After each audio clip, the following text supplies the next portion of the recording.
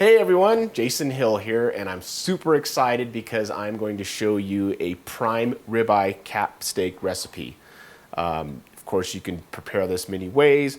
I'm going to do it pan-seared, and let me tell you a little bit about this cut.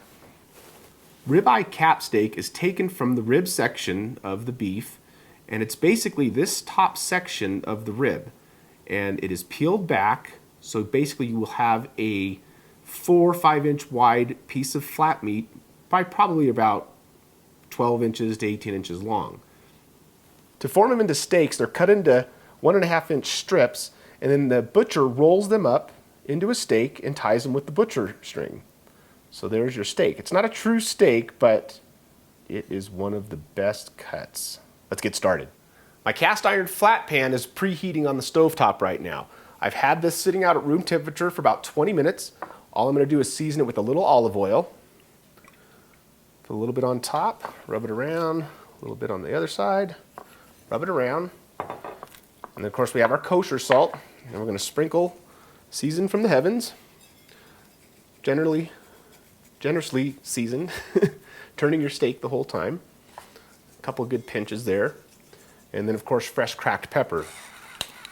I like a lot, so you know, it's up to your taste. I get a good half teaspoon on there, all sides. Okay, this cut has a lot of fat in there, so you're going to have a lot of sizzle, so turn on your hood vent to keep your kitchen smoke free. Okay, my pan's been preheating on medium high. I'm just going to drizzle a little bit of olive oil. Let's get our steak on there. Oh yeah.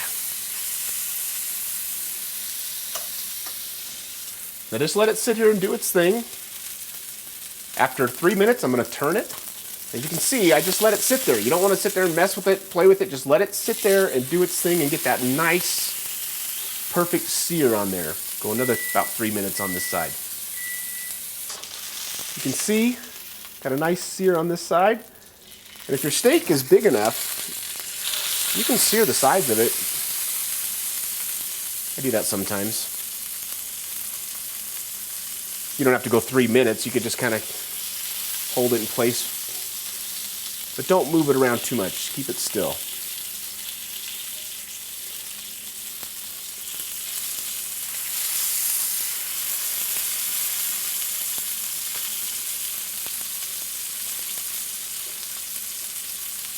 Are we spraying grease into the camera lens? Oh yeah. My oven's preheated to 450. We're going to finish it off in the oven. Gently turn it. Don't want to sit there and be rough with it. Beat it up. You want this to be able to melt in your mouth. And believe me, it does. It's ready for the oven. I'm going to pick it up, carefully place some fresh sliced onion rings on there. That's going to prevent your steak from burning on this side, and that onion is going to cook, caramelize, and it's going to be a wonderful garnish for this mouth-watering steak. Oh man, into the oven you go. We'll see you in about 10 minutes. I like mine medium rare, so you know, whatever you prefer. Give it a touch right now. It's definitely rare. So yeah, 10 minutes in there for me, should be good. Oh yeah, another tip, if you have an oven-proof screen to keep the grease from splattering, by all means, put it on top of your steak. I'm just going to serve this with some grilled asparagus. I have an old video on this on my old grill, so I'm just doing it inside on my cast iron grill pan. This ribeye cap steak is great on its own, but we're going to take it to the next level, and we're going to put a little dab of my compound butter on top. Okay, during the last couple minutes of the cooking, we are going to put our little dab of butter on there.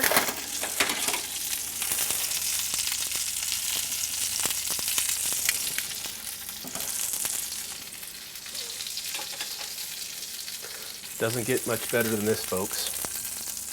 So we're going to go ahead and pull this out now and let it carry over cook on top of the stove top. Get that hood vent on. Keep that hood vent on. It's a thing of beauty, guys. Oh my gosh, that was so easy. Now it's time to eat.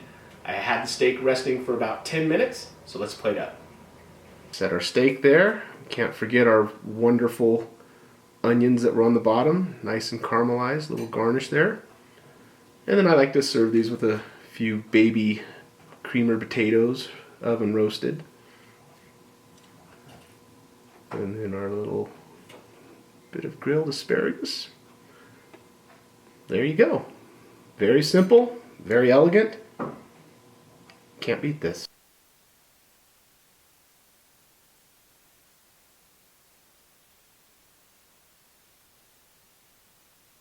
This ribeye cap steak is definitely expensive, but if you cook it at home, you're going to save yourself a ton of money if you were to go and eat this at a restaurant.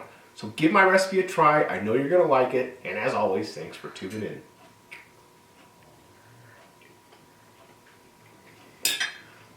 Oh my goodness. The steak hits your mouth, starts to melt. The flavors from the butter, the marbling of the steak itself, and then that little sweet, crisp, caramelized onion.